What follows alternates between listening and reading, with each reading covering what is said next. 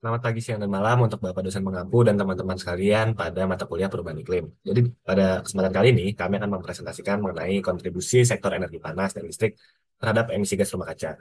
Sebelumnya, perkenalkan nama saya Muhammad Ridwan Sabtono, 131210075, ada Brigita Gladys, 131211087, dan Aulia Fajar, 131211089. Pertama, saya akan menjelaskan tentang gas rumah kaca. Apa itu gas rumah kaca? Jadi, gas rumah kaca itu merupakan gas-gas di atmosfer yang menyebabkan efek rumah kaca, di mana yang harusnya panas keluar dari bumi tertahan oleh gas-gas tersebut, yaitu gas rumah kaca. Oke. Nah, efek ini akan menyebabkan bumi menjadi lebih panas. Namun, jika gas tersebut masih dalam kondisi wajar, itu berguna untuk menghangatkan bumi. Namun, jika sudah berlebihan, akan menyebabkan pemanasan global. Nah, sektor energi dan listrik. Kenapa kita bahas ini? Karena ini merupakan salah satu penyumbang gas rumah kaca terbesar, yaitu di mana dalamnya ada mereka menghasilkan gas CO2, gas metana, CH4, dan nitrous oksida N2O. Hal ini dihasilkan oleh pembakaran fosil, batu bara, minyak, dan gas, dan lain-lain. Nah, di sini ada fun fact, yaitu sekitar 70% dari total emisi CO2 global berasal dari sektor energi. Lanjut. Nah, objektif dari presentasi ini adalah mengidentifikasi sumber utama dari sektor panas, energi panas, dan listrik. Kita menganalisis dampaknya yang terjadi dan solusinya bagaimana. Nah, yang pertama kita mengidentifikasi sumber utama dari sektor energi panas dan listrik. Nah, menurut data dari Badan Perlindungan Lingkungan Amerika Serikat, EPA, ditunjukkan bahwa electricity menghasilkan 30% sumber dari gas rumah kaca, di mana transportasinya 26% dan industri 21%. Nah, ini merupakan hal yang sangat banyak gitu. Kenapa hal tersebut bisa terjadi? Ya, karena seluruh dunia menggunakan listrik dan listrik berasal dari pembangkit listrik yang ada di dunia. Nah, sumber utama yang pertama adalah pembangkit listrik tenaga batu bara, yaitu dia menghasilkan CO2 dan pada 2022 didapatkan data mereka menyumbangkan 40% dari total emisi gas CO2-nya. Terus dilanjut sama pembangkit listrik tenaga gas alam. Dia menghasilkan CO2 lebih sedikit, namun dia juga menghasilkan CH4 sehingga sama berbahayanya nih sama si tenaga batu bara. Nah, dari data dia menyumbang sekitar 20% emisi gas rumah kaca global dari komponen yang electricity ini, dari pembangkit listrik. Yang terakhir itu ada pembangkit listrik berbasis minyak bumi. Nah, ini lebih aman dari yang tadi, tapi ya sama parahnya karena dia menyumbang sekitar 10% dari total emisi sektor energi listrik secara global. Selanjutnya, saya akan menjelaskan dampak dari emisi gas rumah kaca yang dihasilkan oleh sektor energi panas dan listrik. Perubahan iklim dan pemanasan global. Emisi gas rumah kaca seperti CO2, CH4, N2O yang dilepaskan oleh sektor energi panas dan listrik mempercepat proses pemanasan global. Peningkatan suhu global menyebabkan perubahan iklim yang signifikan, termasuk meningkatnya frekuensi dan intensitas cuaca ekstrim seperti badai, banjir, dan kekeringan. Lapisan es di kutub mencair lebih cepat, menyebabkan kenaikan permukaan laut yang mengancam daerah pesisir dan pulau-pulau kecil. Gangguan ekosistem.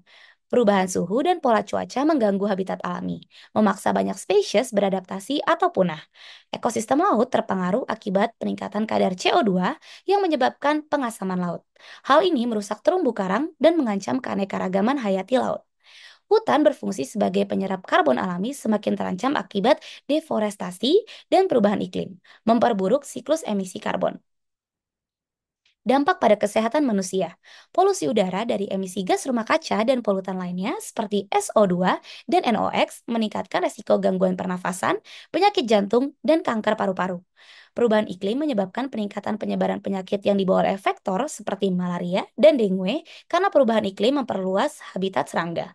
Kesehatan mental dan fisik masyarakat terdampak oleh bencana alam yang semakin sering parah seperti banjir dan gelombang panas. Kerugian ekonomi. Bencana alam yang disebabkan oleh perubahan iklim menimbulkan kerugian besar bagi sektor pertanian, infrastruktur, dan properti. Penurunan produktivitas pertanian akibat perubahan iklim dapat menyebabkan kelangkaan pangan, inflasi harga pangan, dan ketidakstabilan ekonomi. Biaya kesehatan masyarakat meningkat karena tingginya insiden penyakit yang terkait dengan polusi udara dan cuaca ekstrim. Yang terakhir, krisis sumber daya air, perubahan curah hujan, dan mencari gletser mengancam ketersediaan air bersih yang mempengaruhi jutaan orang di seluruh dunia. Sumber daya air yang berkurang menimbulkan konflik antar komunitas dan negara, serta mempengaruhi sektor pertanian dan pembangkit listrik tenaga air. Nah, dari pembahasan sebelumnya dapat disimpulkan bahwa pelepasan emisi karbon dari sektor energi panas dan listrik. Yang pertama itu adalah PLTU sendiri, pembangkit listrik tenaga uap. Yang mana itu adalah pembakaran bahan bakar berupa batu bara dan gas alam yang menjadikan emisi karbon terbesar pada industri pembangkit listrik. Yang kedua adalah proses pembangkitan energi panas pada beberapa industri seperti semen dan baja yang butuh suhu tinggi untuk dicapai dengan pembakaran bahan bakar fosil. Dan juga selain itu juga dihasilkan dari reaksi kimia dalam proses industri semen dan baja. Yang ketiga, sistem pendinginan dan pemanasan seringkali bergantung pada energi listrik hasil dari pembakaran bahan bakar fosil. Yang keempat, gas buang dari pembangkit atau kilang minyak kadang dibakar secara langsung dalam proses yang disebut flaring, atau bisa dilihat pada gambar pada presentasi kali ini. Ini juga menghasilkan CO2 sebagai hasil pembakaran dan merupakan metode untuk mengurangi pelepasan gas-gas yang lebih berpotensi tinggi, seperti metana.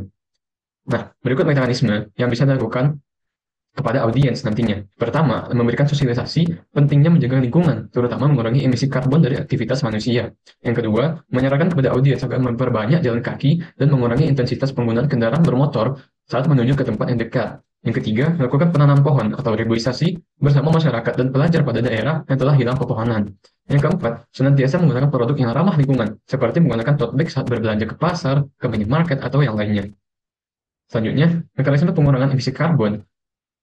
Yang pertama ialah beralih secara bertahap ke energi terbarukan, seperti energi air, surya, angin, dan yang lainnya. Ini juga butuh biaya yang investasinya cukup besar, sehingga harus dilakukan secara bertahap untuk meminimalkan emisi karbon seminimal mungkin. Yang kedua, memanfaatkan panas buang kembali agar bisa dijadikan feed pada pembakaran selanjutnya. Yang ketiga, implementasi teknologi CCUS atau Carbon Capture Utilization Storage yang menangkap CO2 langsung pada industri dan memanfaatkan kembali untuk industri lain yang membutuhkan CO2. Yang keempat, penggantian bahan bakar fosil menjadi bahan bakar hijau seperti biofuel dan biomass yang memanfaatkan limbah pertanian dan alga sebagai sumber energi pembuatan biofuel. Dan beberapa manfaat yang bisa kita dapatkan yang pertama itu ialah mengurangi dampak perubahan iklim akibat pengurangan emisi karbon dan menjaga kesehatan lingkungan. Yang kedua, mengefisiensikan energi dan biaya dari pengamatan yang kita lakukan. Yang ketiga, menambah wawasan akan pentingnya menjaga kualitas lingkungan demi kualitas kehidupan makhluk hidup. Yang keempat, menjaga lingkungan sekitar agar sustainable yang berdampak baik untuk masa depan generasi selanjutnya. Sekian presentasi kami terkait tantangan dan solusi emisi karbon. Kami ucapkan terima kasih.